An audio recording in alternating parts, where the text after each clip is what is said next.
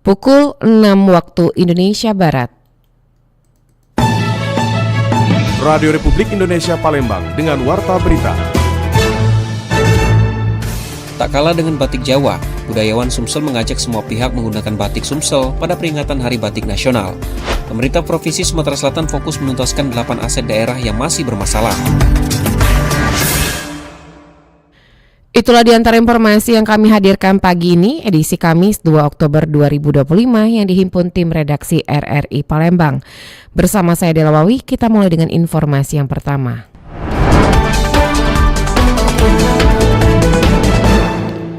Tak kalah dengan batik Jawa, budayawan Sumsel mengajak semua pihak menggaungkan batik Sumsel pada peringatan Hari Batik Nasional. Memperingati Hari Batik Nasional tahun 2025, masyarakat Sumatera Selatan diajak untuk memperkenalkan batik asal Sumatera Selatan. Hal tersebut diungkapkan sejarawan dan juga budayawan Sumatera Selatan, Kemas AR Panji MSI. Menurutnya tidak hanya Pulau Jawa yang memiliki batik dan terkenal secara mancanegara, namun Sumatera Selatan juga memiliki batik yang sepatutnya bisa diperkenalkan tidak hanya oleh pemerintah, namun masyarakat juga. Memang sih kalau kita lihat batik, identiknya orang melihatnya batik Jawa. Karena Jawa memang paling produktif dibanding ke daerah-daerah lain. Tapi seluruh Indonesia punya batik sebenarnya. Nah, cuman yang terkenal kan batik Jawa. Palembang sendiri juga punya batik.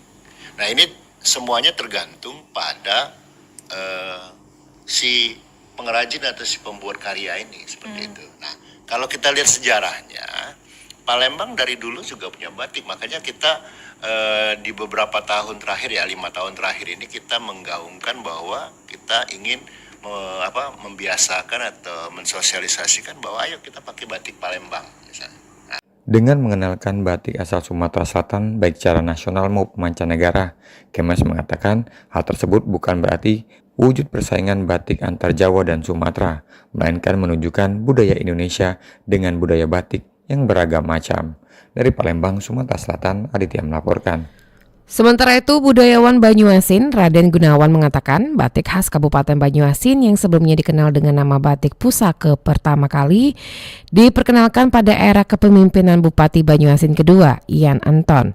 Batik ini memiliki motif utama yang mencerminkan budaya lokal seperti daun nipah, ikan sembilang, dan perahu khas perairan Sungsang.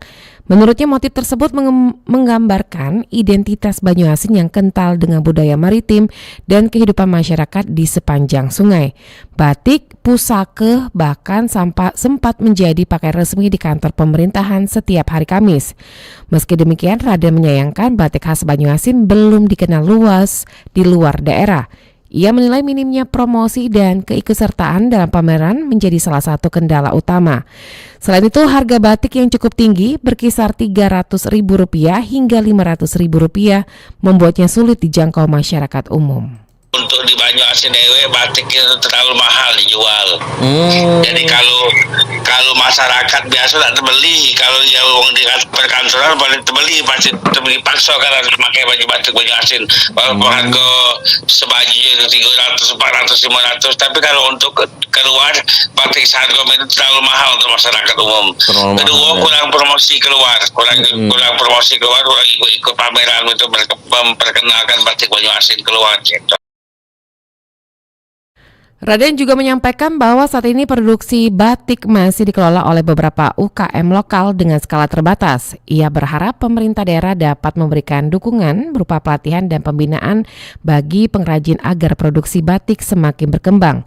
Kedepan ia menekankan pentingnya program khusus untuk memperluas promosi dan pemasaran batik Banyuasin. Dengan begitu, batik ini tidak hanya menjadi simbol budaya lokal, tetapi juga mampu menarik minat masyarakat luas hingga ke tingkat nasional. Berikut kita dengarkan ragam komentar masyarakat. Saya Aza dari Lorong Rawajaya. Hari Batik Nasional menjadi momentum dan peluang yang sangat penting, terutama bagi anak muda yang ingin memperkenalkan identitas dan ciri khas Indonesia ke kancah internasional. Hal-hal yang dapat dilakukan oleh anak muda dalam memperkenalkan batik Nusantara ke orang luar, ke luar negeri, itu bisa dilakukan dengan menyelenggarakan suatu event seni budaya budaya, yang dimana pada event tersebut akan diperkenalkan batik Nusantara dari berbagai wilayah. Karena dengan kita memperkenalkan batik Nusantara ini akan menjadi suatu inspirasi, inovasi, dan juga memperkenalkan ciri khas dan identitas Indonesia ke kancah dunia, ke kancah internasional. Oleh karena itu perlu dijaga, perlu dilestarikan batik Nusantara ini agar dapat menghidupkan tradisi dan membawa nilai-nilai menuju masa depan yang lebih kreatif dan berdaya saing. Sekian, terima kasih. Saya Debbie Matasari dari Baluda. Menurut tanggapan saya, Hari Batik Nasional dan Batik Nusantara merupakan perayaan penting yang mengingat kita kepada kekayaan warisan budaya Indonesia yang luar biasa. Batik sebagai warisan luhur bukan hanya sebagai seni tradisional, tapi juga sumber inspirasi untuk masa depan yang kreatif dan inovatif. Melalui pelestarian pengembangan batik, kita menjaga identitas budaya sekaligus mendorong kemajuan ekonomi dan kreativitas anak bangsa. Batik Nusantara mengajarkan kita nilai-nilai kebersamaan, keindahan, dan keberagaman yang harus dijaga dan diapresiasi. Halo, saya Rani. Menurut saya, tanggal 2 Oktober itu adalah Hari Batik Nasional. Diperingati sejak UNESCO menetapkan batik Indonesia sebagai warisan budaya tak benda dunia pada tahun 2009. Batik Nusantara adalah warisan luhur yang kaya filosofi. Setiap motif, misalnya parang dan kawung, menyimpan makna mendalam dan mencerminkan budaya daerah. Batik adalah inspirasi masa depan dan penggerak ekonomi kreatif. Mengenakan batik bukan hanya melestarikan tradisi, tapi juga wujud kebanggaan nasional dan mendukung inovasi berkelanjutan.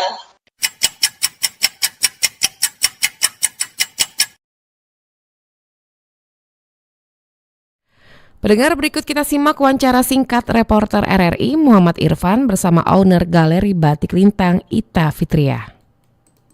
Besok tuh kan Bu merupakan Hari Batik Nasional. Bisa minta tanggapan sedikit nggak Bu? Apa sih Bu makna Hari Batik Nasional Bu bagi pengrajin batik Bu? Ini kan terkait dengan nasional di tahun 2025 yang jatuh besok ya. Iya benar Bu. Hari Kamis itu ya. Ini kami sebagai pengrajin batik, khususnya batik Lintang Malang yang berada di Kecamatan Karangploso, Kabupaten Malang, memaknai Hari Batik adalah hari istimewa bagi pengrajin batik khususnya ya. Karena di hari itu tepatnya UNESCO menetapkan sebagai Hari Batik Nasional yang milik negara. Kalau dari pengrajin merupakan kayak lebarannya pengrajin gitu ya. Ada lebarannya. Kalau semua orang kalau punya lebaran, kalau Hari Batik ini lebarannya pengrajin batik gitu khususnya, karena mencintai dan melestarikan warisan leluhur itu, apalagi batik ini kan sudah nasional dan maupun internasional ya, yaitu tepatnya pada tanggal 2 ini sebagai lebarannya kami para pengrajin. Baik Ibu Ita. Ibu Ita tadi menjelaskan bahwa batik lintang ya Bu ya. Apa sih Bu, bisa dijelaskan sedikit nggak Bu? Batik lintang itu apa Bu? Terus apa sih Bu beda batik lintang dengan batik yang lain pada umumnya Bu? Gitu ya. Batik Lintang Malang adalah brand kami, brand batik lokal Pret atau batik lokal Kabupaten Malang yang berada di Kecamatan Karangploso di Desa Ngicu. Nah, batik Lintang sendiri ini mulai 2014 sudah membuat beberapa karya yang lokal banget dengan khasnya, yaitu batik tulis ya. Batik tulis yang sekarang sudah merambah di batik cap dan batik kombinasi, yaitu di sini yang perbedaannya dengan batik-batik yang galeri lain pada umumnya sama, batik tulis atau batik konven. Tapi kami khususnya di batik Lintang ini mempunyai satu quote atau yaitu berfilosofi atau bercerita batiknya itu Mas. Jadi yang apalagi tentang sejarah ya. Nah, di sini kami itu banyak sekali menuliskan karya-karya kami, yaitu dengan batik yang bercerita, yang berfilosofi. Baik, Ibu Ita. Saat ini bagaimana sih Ibu Ita melihat perkembangan batik Bu ya, khususnya minat masyarakat Bu terhadap batik dari tahun ke tahun itu seperti apa Bu? Kalau menurut saya sebagai owner Batik Lintang, Ibu Ita ini, semakin tahun semakin inovatif saya rasa, Mas, karena batik itu sekarang pemakaiannya ready to wear, untuk ready to wear ya, tidak hanya lembaran kain ya. Yeah. Untuk jam tempo dulu kan jarik ya, atau lembaran kain gitu ya. Kalau sekarang sudah beralih ke pergeseran budaya ini, beralih kepada ready to wear, jadi dipakai baju fashion. Entah itu untuk laki-laki maupun perempuan, dari mulai kalangan anak-anak sampai dewasa sampai orang tua. Terus kemudian batik itu sekarang itu tidak hanya kesannya gelap atau tua ya, tapi warna-warna yang pop art, merah, kuning, hijau, sehingga kalangan-kalangan yang dulu memandangnya batik itu amat sangat berat karena biasanya hanya dipakai untuk kondangan atau untuk perjamuan yang sifatnya resmi, tapi sekarang bisa tuh untuk ke acara sekolah, pensi, atau acara santai karena warnanya yang menyesuaikan gitu ya. Terus kemudian motifnya bisa motif macam-macam sekarang, Mas, tidak harus ya berfilosofi, tapi guratannya itu kita bikin yang nggak terlalu rumit, yang hanya ya yang sederhana gitu aja. Misalkan gambar-gambar yang disukai yang lagi sekarang bisa itu, Mas, bisa karena kan bisa custom. Itu artinya bisa mengikuti perubahan zaman ya, Bu ya, intinya, Bu ya. Iya. Baik, benar. Bu Ita, saat ini apa sih, Bu, tantangan terbesar yang Anda hadapi, Bu, dalam menjaga tradisi membatik di era modern saat ini, Bu? Ya, kalau ngomong masalah itu, kita sangat ini dengan batik yang tidak tulis dan tidak cap ya, maksudnya yang tidak tradisional atau handmade ya, Mas. Karena sekarang itu banyak kain-kain yang bermotifkan batik dari luar Indonesia, misalnya mohon maaf dari Cina gitu ya, yang harganya itu bisa langsung sudah jadi nih ready to wear-nya itu berkisar antara 25.000 sudah jadi baju, 50.000 sudah jadi baju, tapi di situ bukan kain batik ya. Ini hanya kain yang bermotifkan batik. Beda ya, Mas. Kalau kain batik itu kan dia melakukan proses pembatikannya, tapi kalau kain yang motifnya batik itu bisa printing, Mas, bisa pekerjaan tidak melalui penimpahan lilin panas batik itu. Jadi itu yang membedakannya. Nah, itu yang sekarang itu menjadi tantangan kami, Mas, karena mereka orang-orang di luar sudah ini aja tanpa proses lama, misalkan dengan harga yang murah sudah mendapatkan, sudah bisa memakai, tapi tingkat kualitasnya, kemudian atribut karakteristik atau ciri khasnya tidak dapat, karena kan yang ada itu kan local pride-nya ini ya, pembikinan secara tradisionalnya itu ya yang nggak didapatkan di kain-kain yang kekeluaran, misalnya ini yang dari Cina yang murah-murah itu printing gitu, Mas ya. Baik, Ibu Ita, itu sih jadi tantangan kami. Baik, Ibu Ita, itu bagaimana sih, Bu, kayak orang awam membedakan batik yang ditenun menggunakan tulisan sama yang tadi yang dari Cina itu seperti apa, Bu, membedakan secara fisik? Yang printing itu ya, batik printing Bu. Itu tadi ya. Apa sih, Bu?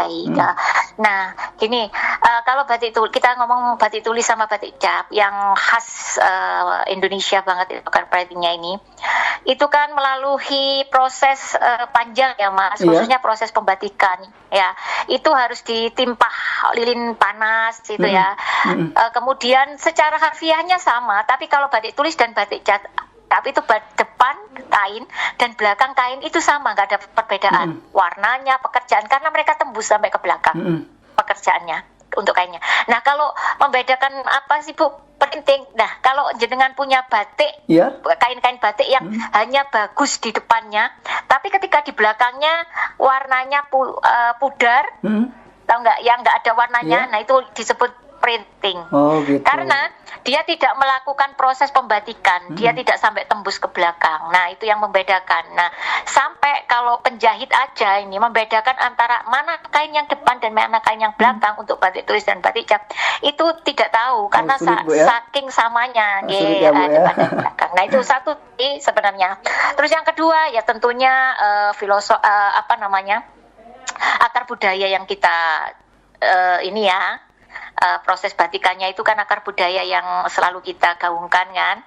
Terus untuk yang ketiga ya nilai ekonomisnya, Mas. Jadi beda kan nilai ekonomisnya kan karena proses yang panjang, keahlian yang terus diasah, kemudian inovasinya gitu kan Mas. Jadi kenapa kok nilai ekonomisnya lebih tinggi ya karena banyak hal yang sehingga mendukung batik tulis dan batik cap itu untuk nilai yang masih di atasnya printing gitu Mas karena proses pekerjaannya. Baik Ibu Ita, terakhir Bu, apa sih Bu harapan Ibu pada Hari Batik Nasional ini Bu? Ya. Harapan saya untuk di Hari Batik 2 Oktober 2025 tetap melestarikan, menjaga dan menggaungkan terus batik tulis dan batik cap karena di era-era yang globalisasi ini dan perdagangan yang bebas ini kan otomatis produk-produk luar akan membanjiri Indonesia gitu ya. Dan kita harus bisa bersaing di tataran entah itu harga, entah itu kreasi, entah itu minatnya masyarakat ya. Kita harus memenangkan itu. Entah nantinya kita berinovasi di desainnya, entah itu nantinya kita berinovasi di head ready to wear-nya jadinya atau apapun itu. Semoga batik ini tetap diterima dan menjadi nomor 1 di negaranya sendiri maupun nantinya diterima di negara-negara luar Indonesia. Seperti itu sih Mas.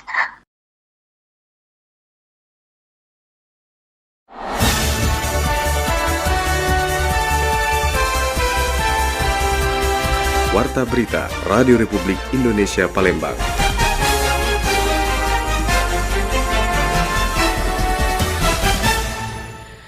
Pemerintah Provinsi Sumatera Selatan fokus menuntaskan 8 aset daerah yang masih bermasalah.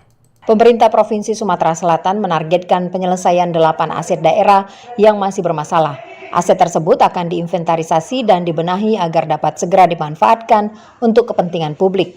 Asisten 3 Setda Sumsel Zulkarnain mengatakan penertiban aset menjadi langkah penting untuk memastikan pengelolaan daerah lebih tertib, transparan dan aman secara hukum. Upaya-upaya untuk pengamanan aset baik secara fisik, administrasi maupun secara hukum yang kita lakukan, kita meneliti mana-mana aset yang perlu kita benahi, kita lengkapi dengan administrasi dan pengamanan fisiknya.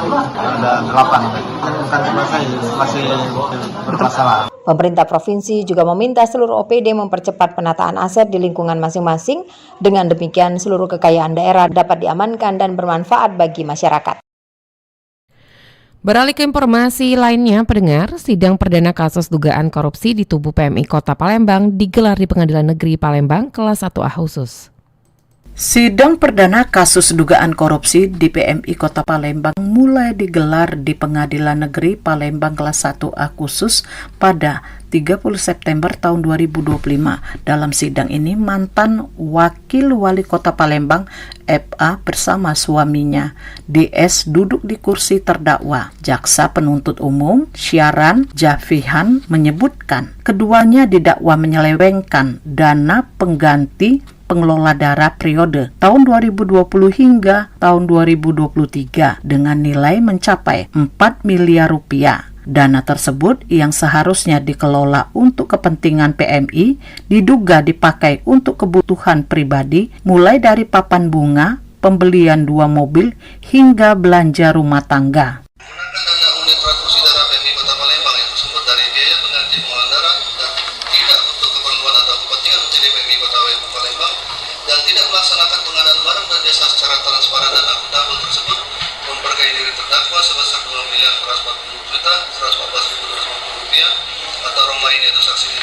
Sebesar 30 juta 250 ribu rupiah, saksi Agus Budiman sebesar 144 juta rupiah, serta terdakwa dan saksi Dede Supriyanto sebesar 1 miliar 477 juta 740 ribu 700 rupiah. Sementara itu, kuasa hukum terdakwa Ahmad Taufan Sudirjo membantah dakwaan tersebut. Ia menegaskan kliennya hanya berstatus pembina PMI sehingga tidak bertanggung jawab atas pengelolaan dana. Dan Bu Fitri ini menjalankan proses wakil wali kota dan di PMI ketika bicara UDD beliau adalah pembina, bukan pelaku langsung gitu loh. Jadi memang banyak hal yang terbuka setelah Bu Fitri di dalam, mengingat-ingat dan lain-lain gitu kan. Nah, akhirnya nanti akan kita sampaikan itu poin-poinnya di SMC lah. Kuasa hukum juga menambahkan dana yang dipermasalahkan berasal dari anggaran internal PMI, bukan dari APBD, sehingga tidak menimbulkan kerugian negara. Sidang akan kembali digelar pekan depan dengan pembacaan eksepsi atau keberatan dari pihak terdakwa. Lamsihar Silitonga melaporkan.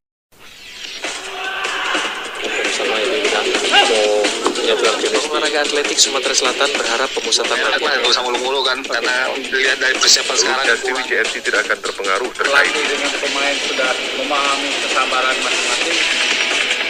berita olahraga.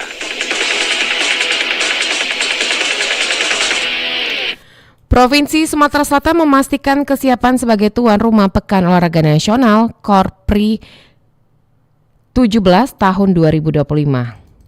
Sebagai tuan rumah penyelenggaraan Pornas 17 Korpri yang akan diselenggarakan pada tanggal 5 hingga 11 Oktober 2025, Sumatera Selatan menargetkan masuk 5 besar dengan menurunkan sekitar 200 atlet.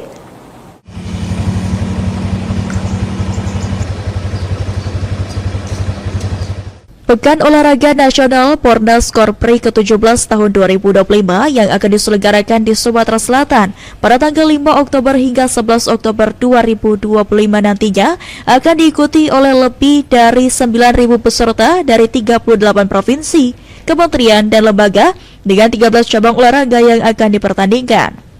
Sekretaris Daerah Provinsi hingga cabang olahraga yang akan diperlombakan. Sebagai tuan rumah, pemerintah Provinsi Sumatera Selatan menargetkan Sumsel masuk peringkat 5 besar pada Pornas Korpri ke-17 dengan menurunkan sekitar 200 atlet.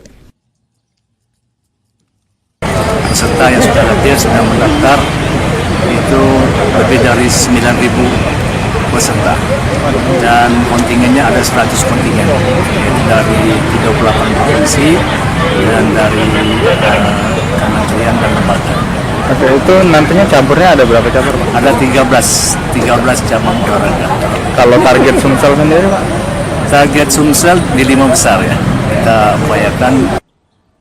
Sementara 13 cabang olahraga akan dipertandingkan dalam ajang ini, diantaranya cabang olahraga renang, voli, bulu tangkis, basket, catur, kemudian menembak, tenis, panahan, pencaksilat hingga e-sport. Eki Saputra, PAL TV.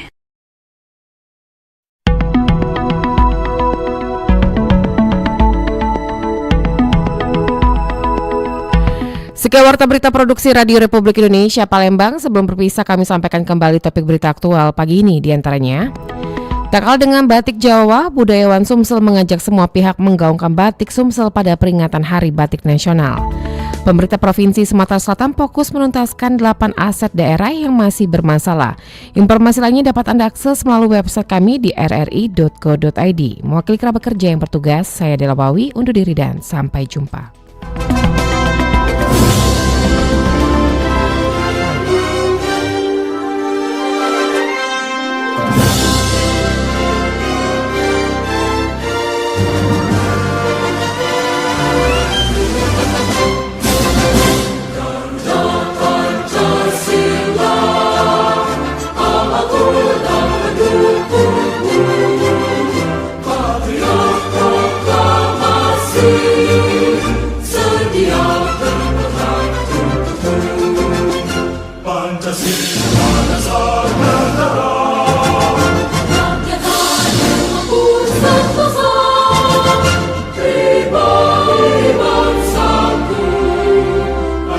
Maju